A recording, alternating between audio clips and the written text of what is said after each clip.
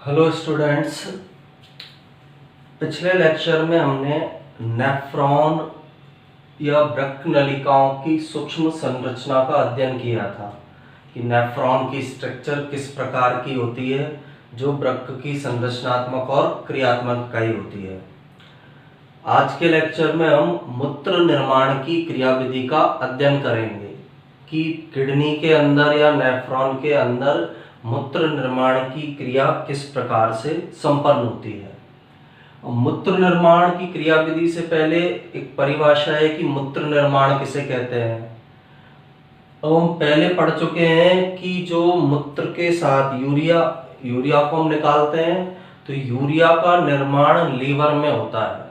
हमारे शरीर में यूरिया जो है उसका फॉर्मेशन या यूरिया का निर्माण किसके अंदर होगा? लीवर में। तो यकृत से यूरिया युक्त रुधिर को यकृत शिरा में डाल दिया जाता है। यकृत शिरा से उसे पश्च महाशिरा में डाल दिया जाएगा। पश्च महाशिरा से यूरिया को रुधिर से अलग करने की क्रिया, यानी पश्च महाशिरा में जो रुधिर है नीचे की तरफ जब वो किडनी में जा रही है, तो उसमें से रुधिर में से यूरिया को अलग करने की क्रिया ही मूत्र निर्माण कहलाती है। यानी सिंपल वे में बोले तो रुधिर से यूरिया को अलग करना और उसे पानी के साथ मिलाकर शरीर से बाहर निकालना ही मूत्र निर्माण कहलाता है। 3 चरणों के अंदर ये मूत्र निर्माण की क्रियाविधि संपन्न होगी। फर्स्ट चरण को बोलते हैं परानिस्यंदन, सेकंड चरण को वर्णात्मक पुनः अवशोषण और थर्ड चरण को बोला जाता है स्त्रवण। अब तीनों की सिंपल डेफिनेशन क्या है?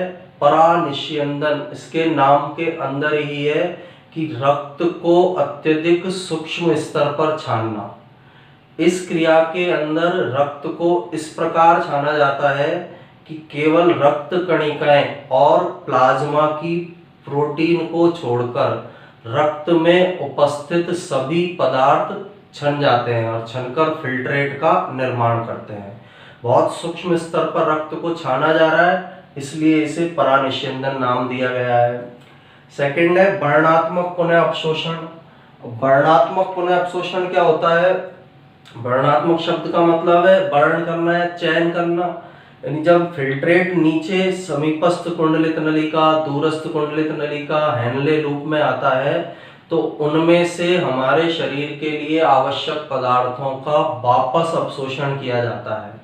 चयनित पदार्थों का या आवश्यक पदार्थों का फिर से अवशोषण किया जाएगा, जिसे वर्णात्मक पुनः अवशोषण कहते हैं। तीसरा है स्त्रवण। स्त्रवण का मतलब है जो हमारे शरीर के लिए आवश्यक पदार्थ नहीं है, जैसे किसी औषधि के कुछ अंश हैं वो हमारे शरीर के लिए आवश्यक नहीं है, ड्रग्स वगैरह है वो नहीं है, यूरिया वगैरह है वो नहीं है, तो इन्हें रुधिर केशिकाओं से वृक्क नलिका या नेफ्रॉन के अंदर डालना, इस क्रिया को बोला जाता है स्त्रवण। इन 3 स्टेप के माध्यम से मूत्र निर्माण या यूरिन फॉर्मेशन की क्रिया संपन्न होती है। इसमें सबसे पहले हम परानिस्यंदन को पढ़ेंगे, उसके बाद वर्णात्मक पुनः अवशोषण का अध्ययन करेंगे और लास्ट में हम स्त्रवण या सीक्रेशन जो स्टेप है उसकी स्टडी करेंगे। तो सबसे पहले परानिस्यंदन, इसे हम अल्ट्रा फिल्ट्रेशन भी कहते हैं। अब इसके अंदर क्या है? नेफ्रॉन में जो ग्लोमेरुलस संरचना है वो एक सूक्ष्म छलनी के समान कार्य करता है। ग्लोमेरुलस स्ट्रक्चर हम पढ़ चुके हैं, केशिका गुच्छ एक बहुत बारीक छलनी के समान ये कार्य करेगा। ये भी हमने पहले पढ़ लिया। इसमें अभिवाही धमनी का रुधिर लाती है, अपवाही धमनी का रुधिर बाहर ले जाती है। ये जो आ रही है अभिवाही धमनी का, बाहर जा रही है वो कौन सी है? अपवाही धमनी का। अभिवाही रुधिर लाएगी, अपवाही बाहर ले जाएगी। ये पूरी स्ट्रक्चर जो है वो केशिका गुच्छ है। ग्लोमेरुलस की भित्ति में असंख्य छिद्र होते हैं, जिससे प्लाज्मा में घुले हुए पदार्थ इन छिद्रों से छनकर निकलते हैं। अब ग्लोमेरुलस क्या है? हिंदी में इसे बोला है केशिका गुच्छ, यानी केशिकाओं का समूह है। और केशिका में हमें पता है केशिका केवल एंडोथेलियम से बनी हुई है और केशिका की एंडोथेलियम में अनेक सूक्ष्म छिद्र पाए जाते हैं। तो इन छिद्रों के माध्यम से या इन छिद्रों से होकर ब्लड को फिल्टर किया जाता है या छाना जाता है। यही यहाँ लिखा है, ग्लोमेरुलस की भित्ति में यानी केशिका गुच्छ की भित्ति या केशिकाओं की भित्ति में असंख्य छिद्र हैं, जिससे प्लाज्मा में घुले पदार्थ इनमें से छिद्रों में से छनकर बाहर निकलते हैं। अब ये छिद्र इतने सूक्ष्म, इतने छोटे होते हैं कि जो ब्लड की कणिकाएं या रक्त कणिकाएं हैं और प्लाज्मा के प्रोटीन है इसमें से नहीं छन पाएंगे, बाकी सारा रक्त का पदार्थ, रक्त का भाग इसमें से छनकर नीचे निकल जाता है और फिल्ट्रेट का निर्माण करता है। अब इसके अंदर जो फिल्ट्रेशन की प्रक्रिया है वो किस प्रकार से संपन्न होती है, इसमें सबसे पहले तो जो रक्त आ रहा है ग्लोमेरुलस के अंदर आ रहा है, ग्लोमेरुलस में ये ब्लड आया अंदर की तरफ, अभी भाई धमनी का रक्त लेकर आई, ये ग्लोमेरुलस के अंदर ब्लड आ गया, ये ग्लोमेरुलस में उपस्थित रक्त है। अब ग्लोमेरुलस में जो रक्त आ रहा है, हमें पता है रक्त का प्रमुख भाग प्लाज्मा है और प्लाज्मा में भी प्रमुख रूप से पाया जाता है जल। तो इस जल के कारण एक जल स्थितिक दाब या हाइड्रोस्टेटिक प्रेशर उत्पन्न होगा, ग्लोमेरुलस में उत्पन्न होगा, इसलिए उस जल स्थितिक दाब को ग्लोमेरुलर हाइड्रोस्टेटिक दाब या शॉर्ट में GHP कहते हैं, ग्लोमेरुलर हाइड्रोस्टेटिक प्रेशर। इसका मान 70 mmHg होता है। यानी ये जो ब्लड भरा हुआ है इसके अंदर, इसमें ब्लड के अंदर प्लाज्मा भाग है, प्लाज्मा में जल है तो एक हाइड्रोस्टेटिक या जल स्थितिक दाब उत्पन्न होगा, उसे हम ग्लोमेरुलर हाइड्रोस्टेटिक दाब कहते हैं, या ग्लोमेरुलस में आने वाले रुधिर का दाब GHP कहलाता है। तो इसके द्वारा एक प्रेशर लगाया जाता है जिससे उस प्रेशर से रक्त को नीचे की तरफ भेजा जाता है। तो यहाँ नीचे की तरफ प्रेशर लगाया जाएगा इस तरह से, और इस प्रेशर को GHP कहते हैं, जिसका मान 70 mmHg होता है। यानी प्लाज्मा के जल द्वारा लगाया जाने वाला दाब है, रुधिर का जो प्लाज्मा भाग है उसके द्वारा एक जल स्थितिक प्रेशर, जिससे कि ब्लड को नीचे भेजा जा सके, छाना जा सके, उसके लिए लगाया जाता है, जिसे हम ग्लोमेरुलर हाइड्रोस्टेटिक दाब या GHP कहते हैं। सेकंड, रुधिर में उपस्थित कोलाइडी पदार्थों का दाब। अब रक्त के अंदर विभिन्न प्रकार के कोलाइडी पदार्थ उपस्थित है, प्रोटीन वगैरह पाए जा रहे हैं, कोलाइड कण पाए जा रहे हैं, तो वो भी एक दाब उत्पन्न करते हैं, उसे रक्त कोलाइडी परासरण दाब या blood colloidal osmotic pressure BCOP कहते हैं, और इसका मान 30 mmHg होता है। जो BCOP है उसका मान 30 mmHg होगा। है क्या ये? रक्त के अंदर जो कोलाइडी पदार्थ उपस्थित है उनके द्वारा उत्पन्न दाब BCOP कहलाता है, मान 30 mmHg है। अब यह दाब क्या करता है? रक्त को नीचे छनने से रोकने का कार्य करता है। यानी ऊपर जो GHP है वो तो नीचे छानने का काम करेगा, बाहर निकालने का, और ये बाहर निकलने से रोकने का काम करता है, यानी इसके विपरीत दिशा में लगता है। तो एक दाब इसमें पाया जाएगा, रक्त के अंदर जो कोलाइड पदार्थ है उसके द्वारा लगाया जाएगा, जो ब्लड को अंदर ही रहने देने की कोशिश करता है कि ब्लड नीचे नहीं छन पाए, उसे हम बोलते हैं BCOP। और इस दाब का मान कितना है? 30 mmHg। नेगेटिव दाब है ये +70, तो ये तो बाहर की तरफ छान रहा है, प्लस है, इसके विपरीत दिशा में लग रहा है, ब्लड को बाहर आने से रोक रहा है, इसलिए नेगेटिव हो जाएगा, BCOP -30 mmHg हम इसको बोल सकते हैं। इनके अलावा बॉमेन संपुट की गुहा में उपस्थित निषेध का दाब। अब ये बॉमेन संपुट है पूरा है प्याला, अब इसकी गुहा में भी तरल पदार्थ उपस्थित है, यहाँ भी कुछ तरल पदार्थ पाए जाते हैं। तो इसकी गुहा में जो तरल पाया जा रहा है या निषेध जो पहले से उपस्थित है, जो फिल्ट्रेट है, उसके द्वारा भी एक विपरीत दिशा में दाब लगाया जाता है। ये भी एक दाब विपरीत दिशा में, GHP की विपरीत दिशा में लगाता है, जिसे हम संपुटीय द्रव स्थितिक दाब, कैप्सुलर हाइड्रोस्टेटिक प्रेशर या CHP कहते हैं, और इसका मान 20 mmHg होता है। इसको हम बोलते हैं CHP, इसका मान 20 mmHg है, GHP की विपरीत दिशा में लग रहा है, इसलिए हम माइनस सिंबल लगा सकते हैं। तो तीनों दावों को फिर से समझते हैं क्या। 3 प्रकार के दाव है। पहला BCOP, ब्लड कोलाइटल ऑस्मोटिक प्रेशर। दूसरा CHP, कैप्सुलर हाइड्रोस्टेटिक प्रेशर। तीसरा GHP, ग्लोमेरुलर हाइड्रोस्टेटिक प्रेशर। अब GHP क्या है, ग्लोमेरुलस में जो रुधिर लाई गई है, अभिवाही धमनी का जो रुधिर लाई है, उसके अंदर रुधिर का भाग है प्लाज्मा, प्लाज्मा में जल है, तो उसके कारण उत्पन्न दाब है जो रुधिर को ग्लोमेरुलस से नीचे वोमेन संपुट में भेजने का काम करता है, जिसे हम GHP बोलते हैं। मान है 70 mmHg। BCOP क्या है, रक्त के अंदर जो कोलाइड पदार्थ है वो इस रक्त को नीचे छन्ने से रोकने का कार्य करते हैं, उसे हम BCOP बोलते हैं। मान 30 mmHg है। CHP क्या है, वोमेन संपुट की गुहा में जो फिल्ट्रेट उपस्थित है उसके द्वारा भी एक दाब उत्पन्न किया जाता है, उसे हम संपुटकीय दबस्थितिक दाब या CHP बोलते हैं। मान 20 mmHg है। GHP नीचे भेज रहा है ब्लड को, CHP नीचे आने से रोक रहा है, BCOP नीचे आने से रोक रहा है। तो ये पॉजिटिव मान सकते हैं हम। ये कौन से दाब हो गए, नेगेटिव दाब।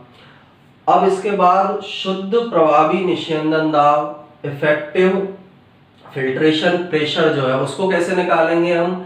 जो धनात्मक दाब है उसमें से ऋणात्मक दाबों को घटा देंगे। तो इसका फॉर्मूला है GHP minus BCOP plus CHP।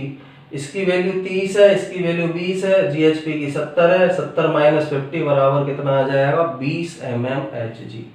तो यहाँ जो फिल्ट्रेशन हो रहा है उसके अंदर शुद्ध प्रभावी निस्यंदन दाब EFP होता है और इसका मान कितना है, 20 mmHg पाया जाता है। इस EFP के कारण अब ये जो फोर्स है EFP, शुद्ध प्रभावी निस्यंदन दाब या प्रभावी निस्यंदन दाब हम इसे बोले, तो प्लाज्मा, इस दाब के कारण प्लाज्मा में उपस्थित जो भी उत्सर्जी पदार्थ है, आयन है, लवण है, ग्लूकोज है, ये सब छन जाते हैं, नीचे की तरफ आ जाएंगे। यहाँ से छनकर ये नीचे वोमेन संपुट के अंदर या वोमेन संपुट की गुहा में आ जाते हैं। लेकिन ग्लोमेरुलस में रक्त कणिकाएं और प्लाज्मा प्रोटीन नहीं छनते हैं। तो ये हमें याद रखना है, ग्लोमेरुलस के अंदर एक तो RBC, WBC, प्लेटलेट्स, ये रक्त कणिकाएं और प्लाज्मा में उपस्थित प्रोटीन नहीं छनेंगे, ये इन्हीं में रहेंगे केशिकाओं में, अभिवाही धमनिका से बाहर निकल जाएंगे। तो रुधिर कणिकाएं और प्लाज्मा के अलावा सब कुछ छन जाता है रुधिर का, केवल रुधिर कणिकाएं और प्लाज्मा प्रोटीन नहीं छनेंगे। प्लाज्मा प्रोटीन और रुधिर कणिकाएं नहीं छन पाते हैं, बाकी सब पदार्थ रुधिर में उपस्थित छन जाते हैं। अब ग्लोमेरुलस से जो छना हुआ प्लाज्मा है, प्लाज्मा इसलिए बोला है, ब्लड प्लेटलेट्स तो ही नहीं है इसमें, इसलिए इसे प्लाज्मा नाम दिया है, रक्त का तरल भाग प्लाज्मा होता है। तो ग्लोमेरुलस से छना हुआ प्लाज्मा जो है उसे हम ग्लोमेरुलर फिल्ट्रेट या ग्लोमेरुलर निस्यंद कहते हैं।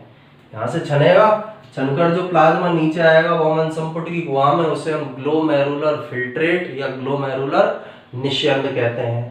यह फिल्ट्रेट वोमेन संपुट की गुहा में आता है, नीचे वोमेन संपुट दिख रहा है पहले के समान, इसकी गुहा में यह फिल्ट्रेट आ जाता है। ग्लोमेरुलस में रुधिर कणिकाओं और प्लाज्मा प्रोटीन को छोड़कर प्लाज्मा या रुधिर बहुत ही सूक्ष्मता से छनता है, यानी सब भाग इसके छान लिए जाते हैं, केवल रुधिर कणिकाएं और प्लाज्मा नहीं छन पाते, प्लाज्मा के प्रोटीन नहीं छन पाते हैं। इसलिए इस क्रिया को परानिस्यंदन या अल्ट्रा फिल्ट्रेशन कहा जाता है, क्योंकि बहुत सूक्ष्म मात्रा में यहाँ रुधिर के प्लाज्मा को छाना गया है, इसलिए इसे परानिस्यंदन या अल्ट्रा फिल्ट्रेशन के नाम से जाना जाता है। और ये मूत्र निर्माण की क्रियाविधि का प्रथम चरण होता है। इसके बाद हम नेक्स्ट चरण पढ़ेंगे, वर्णात्मक पुनः अवशोषण। तो इसके नोट्स बनाने के लिए भी आप इसका स्क्रीनशॉट ले सकते हैं।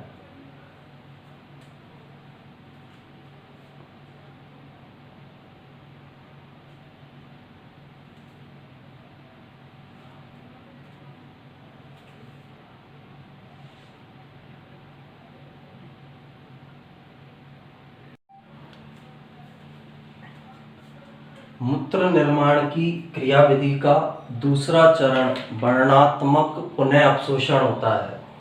सेलेक्टिवली रीएब्जॉर्प्शन भी इसे हम बोल सकते हैं। अब इसके अंदर क्या होता है, प्रमुख रूप से 4 भागों के अंदर ये संपन्न होगा। पहला तो पीसीटी समीपस्थ कुंडलित नलिका में पुनः अवशोषण, दूसरा हेनले लूप के अंदर पुनः अवशोषण। अब हेनले लूप के अंदर भी 2 प्रकार से, एक अवरोही भुजा में, दूसरा आरोही भुजा के अंदर पुनः अवशोषण, तीसरा डीसीटी में पुनः अवशोषण, और चौथा होता है संग्रह नलिका में पुनः अवशोषण। चौथा जो पुनः अवशोषण होगा वो संग्रह नलिका के अंदर संपन्न होगा। तो 4 स्थानों पर यह पुनः अवशोषण की क्रिया पाई जाती है।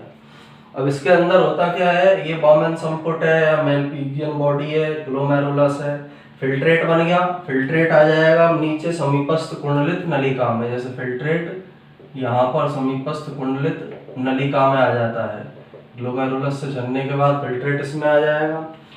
इसमें आने के बाद जो समीपस्थ कुंडलित नलिका है उसमें से बाइकार्बोनेट आयन, जल, NaCl, पोटेशियम, इनको रक्त केशिकाओं में डाल दिया जाता है।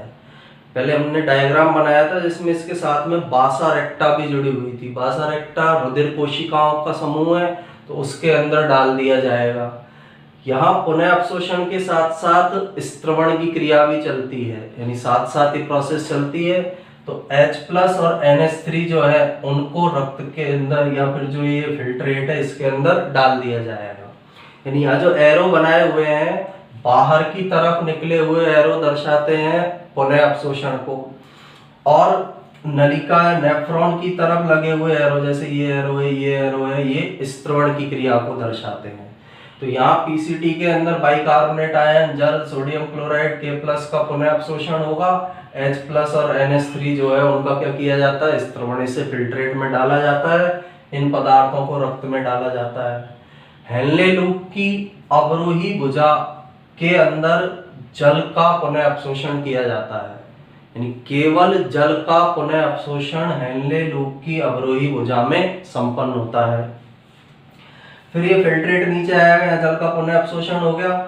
जल का पुनः अवशोषण होने के बाद आरोही भुजा में आता है। अब आरोही भुजा में निचला हिस्सा पतला होता है और ऊपरी हिस्सा मोटा होता है। तो निचले हिस्से में NaCl का रीअब्जॉर्प्शन या पुनः अवशोषण किया जाता है, और ऊपरी हिस्से में भी NaCl का पुनः अवशोषण किया जाता है।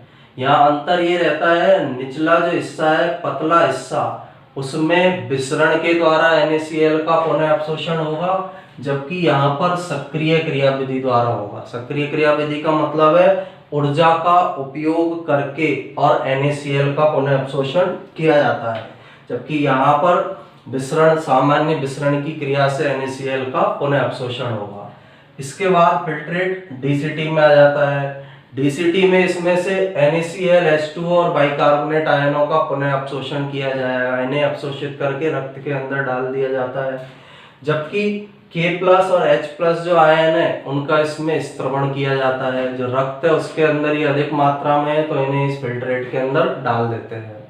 इसके बाद ये फिल्ट्रेट यहाँ से चला था, यहाँ से होता हुआ यहाँ जल का पुनः अवशोषण हो गया, यहाँ NaCl का हो गया, यहाँ भी NaCl का हो गया, यहाँ पर फिल्ट्रेट में से NaCl, H2 बाइकार्बोनेट का हो गया।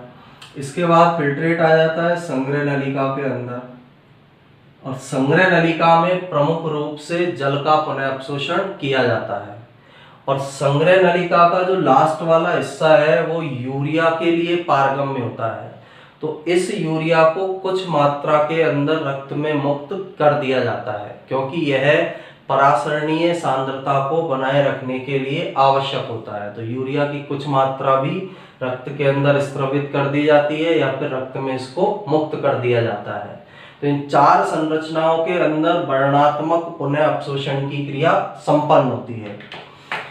और इसमें सबसे पहला परानिस्यंदन से उत्पन्न फिल्ट्रेट में, ये जो फिल्ट्रेट आया है इसमें यूरिया जैसे यूरिया, यूरिक अम्ल, क्रिएटिनिन जैसे उत्सर्जी पदार्थों के साथ साथ ग्लूकोज, अमीनो अम्ल, विटामिन, जल, उपयोगी लवण, आयन उपस्थित होते हैं। यानी जो फिल्ट्रेट इस ग्लोमेरुलस में से पीसीटी में आया उसमें कुछ लाभदायक उपयोगी पदार्थ भी उपस्थित होते हैं। फिल्ट्रेट में उपस्थित लाभदायक पदार्थों का नेफ्रॉन द्वारा रुधिर में पुनः अवशोषण वर्णात्मक पुनः अवशोषण कहलाता है। और फिल्ट्रेट में जो लाभदायक पदार्थ हैं उनको नेफ्रॉन द्वारा वापस रुधिर में भेजा जाता है। इस क्रिया को ही वर्णनात्मक पुनः अवशोषण कहते हैं। सबसे पहला होगा पीसीटी। पीसीटी का पूरा नाम हमें पता है, प्रॉक्सिमल कॉन्वोल्यूटेड ट्यूब्यूल या समीपस्थ कुंडलित नलिका। पीसीटी की उपकला कोशिकाओं द्वारा फिल्ट्रेट में उपस्थित अधिकांश लाभदायक पदार्थों का पुनः अवशोषण किया जाता है। यानी ज्यादातर जो लाभदायक पदार्थ फिल्ट्रेट में है उन्हें पीसीटी की उपकला कोशिकाएं पुनः अवशोषित कर लेती है। पीसीटी की स्ट्रक्चर में हमने पढ़ा है, इसकी उपकला कोशिकाओं के स्तर में सूक्ष्मांकुर पाए जा रहे हैं। सूक्ष्मांकुर ब्रश बॉर्डर बना रहे हैं, तो उस ब्रश बॉर्डर की सहायता से फिल्ट्रेट में से अधिकांश लाभदायक पदार्थों को पीसीटी अवशोषित कर लेती है, अवशोषित करके ब्लड के अंदर डाल देती है।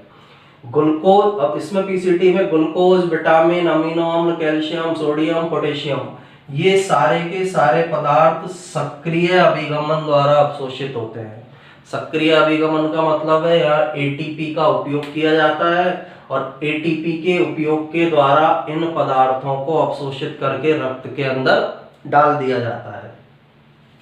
जल जो है वह परासरण क्रिया द्वारा अवशोषित होगा। जल का जो इसमें वापस अवशोषण होगा परासरण के द्वारा होगा और 60 से 80% पदार्थ फिल्ट्रेट में से पीसीटी के द्वारा पुनः अवशोषित कर लिए जाते हैं। यानी पीसीटी जो है अवशोषण के अंदर सबसे अधिक महत्वपूर्ण भूमिका निभाती है। सबसे ज्यादा मात्रा में अवशोषण पीसीटी में संपन्न होता है। अब जो इनका पदार्थों का अवशोषण हो रहा है वह एक वृक्कीय दहली मान के अनुसार होता है।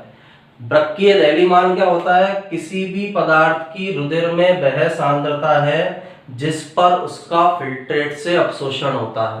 यानी रुधिर में कम है, फिल्ट्रेट में ज्यादा है, तो फिल्ट्रेट से वो रुधिर के अंदर अवशोषित हो जाएगा। रुधिर में ज्यादा है, फिल्ट्रेट में कम है, तो उसका अवशोषण नहीं होगा।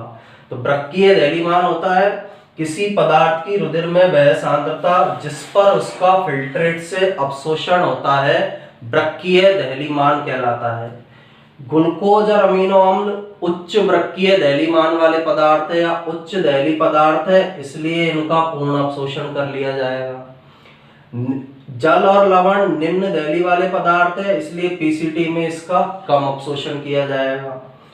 नेक्स्ट यूरिया, यूरिक अम्ल जो उत्सर्जी पदार्थ है, अदहली पदार्थ होते हैं। सॉरी, एक बार फिर से बताते हैं। उच्च दहली पदार्थ है ग्लूकोज और अमीनो अम्ल, इनका पूरी तरह अवशोषण होगा। निम्न दहली पदार्थ है जल और लवण, इसलिए इनका कम अवशोषण होगा। अदहली पदार्थ है यूरिया, यूरिक अम्ल जैसे उत्सर्जी पदार्थ, इसलिए इनका अवशोषण नहीं होता है। तो ये सारा जो प्रोसेस है ये पीसीटी के अंदर कंप्लीट होगा। पीसीटी में पुनः अवशोषण की क्रिया संपन्न हो जाएगी। प्रमुख रूप से बाइकार्बोनेट, जल, सोडियम क्लोराइड, पोटेशियम को अवशोषित करके रक्त में डाल दिया जाता है। कुछ मात्रा में H+ और NH3 आयन का स्त्रवण इसमें फिल्ट्रेट में किया जाता है पीसीटी के अंदर। सेकंड है हमारा हेनले के लूप में पुनः अवशोषण। ये जो लूप दिखाई दे रहा है ये हेनले का लूप है। दो प्रकार की भुजाएं होती है, हमें पता है, अवरोही भुजा और आरोही भुजा। तो पहला इसके अंदर अवशोषण होगा अवरोही भुजा में पुनः अवशोषण। अब इसके अंदर क्या होता है, ये जो अवरोही भुजा है इसकी भित्ति सभी पदार्थों के लिए लगभग अपारगम्य है। सोडियम के लिए, क्लोराइड के लिए, पोटेशियम के लिए, बाइकार्बोनेट के लिए, सबके लिए अपारगम्य, केवल जल के लिए पारगम्य। इसलिए अवरोही भुजा में केवल जल का पुनः अवशोषण होता है। यानी फिल्ट्रेट में जो जल है उसे पुनः अवशोषित करके रक्त के अंदर डाल दिया जाता है। अब जब फिल्ट्रेट में से जल को निकाला जाएगा, जल को निकाले जाने पर वह गाढ़ा हो जाता है और उसे हम बोलते हैं फिल्ट्रेट का हाइपरटोनिक होना। फिल्ट्रेट में पानी था, पानी को हमने बाहर निकाल लिया रक्त में, तो फिल्ट्रेट गाढ़ा हो जाएगा, जिसे हम बोलते हैं फिल्ट्रेट हाइपरटोनिक हो जाता है। सेकंड, आरोही भुजा में पुनः अवशोषण। आरोही भुजा के भी दो भाग, एक पतला भाग, ये होता है मोटा भाग। तो पतले भाग में NaCl का विसरण द्वारा अवशोषण होता है। अब ये जो पतला भाग है सोडियम और क्लोराइड आयनों के लिए पारगम्य, जल के लिए अपारगम्य और बाकी के आयनों बाइकार्बोनेट, K+, इनके लिए अपारगम्य। तो यहाँ केवल NaCl का पुनः अवशोषण होगा और वो विसरण द्वारा होगा। विसरण होता है अणुओं का अपनी उच्च सांद्रता से निम्न सांद्रता की ओर जाना। यहाँ सोडियम क्लोराइड ज्यादा है क्योंकि यहाँ से पानी निकाल लिया गया है, इसलिए अपनी उच्च सांद्रता से निम्न सांद्रता रक्त की ओर चले जाते हैं। अब जब सोडियम क्लोराइड निकल जाएंगे इसमें से तो फिल्ट्रेट आइसोटोनिक हो जाता है, यानी इसमें जल की मात्रा और आयनों की मात्रा समान हो जाती है, इसलिए इसे बोला जाता है फिल्ट्रेट का आइसोटोनिक होना। इसके बाद जो फिल्ट्रेट है इसके मोटे भाग में जाता है, आरोही भुजा के मोटे भाग के अंदर प्रवेश करेगा, वो भी NaCl के लिए पारगम्य और पदार्थों के लिए अपारगम्य। तो वहां भी NaCl का पुनः अवशोषण होगा, लेकिन यहाँ NaCl का पुनः अवशोषण सक्रिय विधि द्वारा होता है, यानी यहाँ पर ATP का उपयोग करके NaCl का पुनः अवशोषण किया जाता है। सोडियम क्लोराइड को पुनः अवशोषित किया जाता है, रक्त के अंदर उसको डाला जाता है। अब जब सोडियम क्लोराइड यहाँ भी बाहर गया, उसके बाद जो फिल्ट्रेट है वो आइसोटोनिक हुआ था, आरोही भुजा के मोटे खंड में से भी बाहर जाएगा तो फिल्ट्रेट हाइपोटोनिक हो जाएगा। फिल्ट्रेट हाइपोटोनिक होने का मतलब है फिल्ट्रेट पतला हो जाता है। हाइपरटोनिक का मतलब है गाढ़ा हो जाना, आइसोटोनिक का मतलब है आयन और जल का समान मात्रा में रहना, और हाइपोटोनिक का मतलब है जल का गाढ़ा हो जाना, वो फिल्ट्रेट का गाढ़ा हो जाना। क्योंकि NaCl जो पदार्थ है, NaCl भी बाहर गए तो हाइपोटोनिक कंडीशन आएगी। हाइपोटोनिक कंडीशन आने पर जल की मात्रा ज्यादा हो जाएगी, इनकी मात्रा कम है, तो ये फिल्ट्रेट पतला हो जाता है। तो ये प्रोसेस पूरी हेनले के लूप के अंदर संपन्न होती है, अवरोही भुजा में और आरोही भुजा में। अब यह ध्यान ये रखना है, हेनले के लूप के अंदर केवल पुनः अवशोषण होता है, किसी भी प्रकार की स्त्रवण की क्रिया नहीं होती है। यहाँ कोई भी पदार्थ हम इस फिल्ट्रेट के अंदर नहीं डाल रहे हैं, केवल निकाला जा रहा है, रक्त के अंदर H2O को, NaCl को निकाला जाता है। DCT, PCT इनमें पुनः अवशोषण भी होगा, स्त्रवण भी होगा, लेकिन हेनले के लूप में केवल पुनः अवशोषण होता है, यहाँ किसी भी प्रकार का स्त्रवण नहीं किया जाता है, यानी यहाँ किसी भी पदार्थ को फिल्ट्रेट के अंदर नहीं डाला जाता है। यहाँ केवल पदार्थों को फिल्ट्रेट से निकालकर रक्त के अंदर डाला जाता है। तो इसका भी स्क्रीनशॉट लेकर आप इसके नोट्स बना सकते हैं।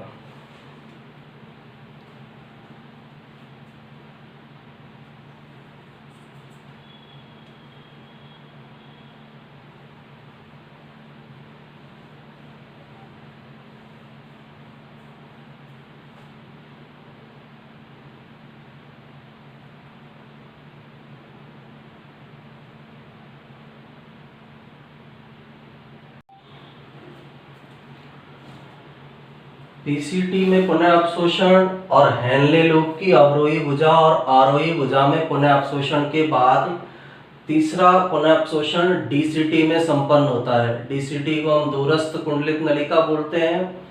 अब दूरस्थ कुंडलित नलिका में NaCl का, H2O का और बाइकार्बोनेट आयनों का पुनः अवशोषण होगा। NaCl जल और बाइकार्बोनेट आयनों का पुनः अवशोषण किया जाता है और जल का लगभग 19% भाग यहाँ पर अवशोषित कर लिया जाता है।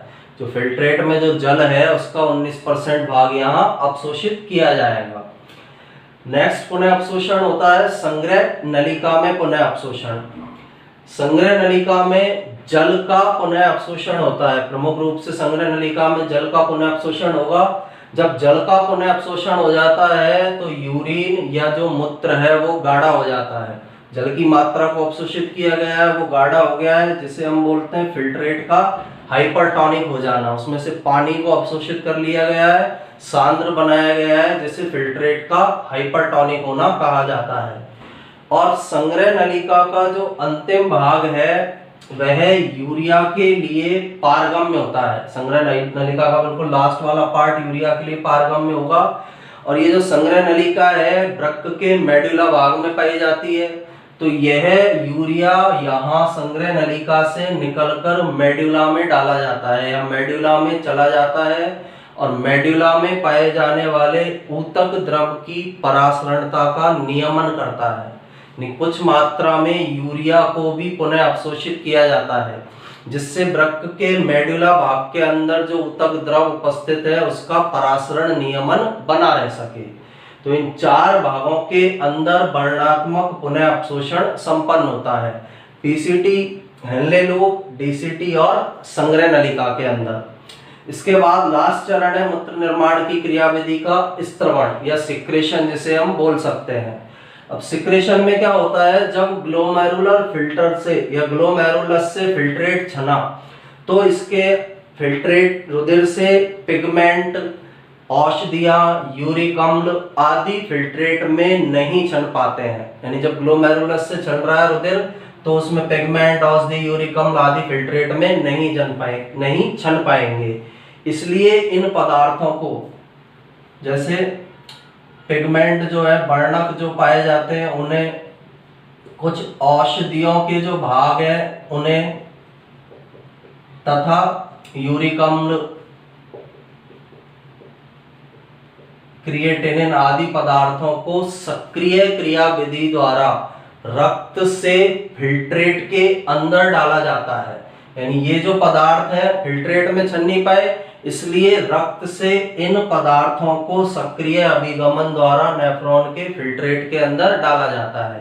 प्रमुख रूप से यह क्रिया भी पीसीटी में संपन्न होती है। जो पदार्थ नहीं जन पाए हैं, हानिकारक हैं, उन्हें सक्रिय क्रियाविधि या एटीपी का उपयोग करके उन्हें फिल्ट्रेट के अंदर डाल दिया जाता है। इस क्रिया को ही हम स्त्रवण कहते हैं। ये जो प्रोसेस है, जो पदार्थ नहीं छन पाए हैं, शरीर के लिए हानिकारक है, उन्हें रक्त से फिल्ट्रेट में डाला जाएगा, ऊर्जा का उपयोग करके इन्हें डाला जाता है। इसके अलावा सोडियम और पोटेशियम आयनों का स्त्रवण भी किया जाता है।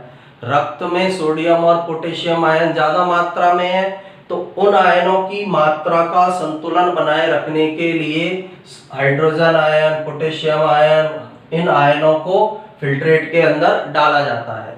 तो यहाँ रक्त से फिल्ट्रेट में कुछ पदार्थों को डाला जाएगा, इस प्रोसेस को हम स्त्रवण कहते हैं। ये जो प्रक्रिया है रक्त से पदार्थों का फिल्ट्रेट के अंदर जाना, यह प्रोसेस स्त्रवण या सिक्रेशन कहलाती है। और इन 3 चरणों के बाद मूत्र का निर्माण कंप्लीट हो जाता है।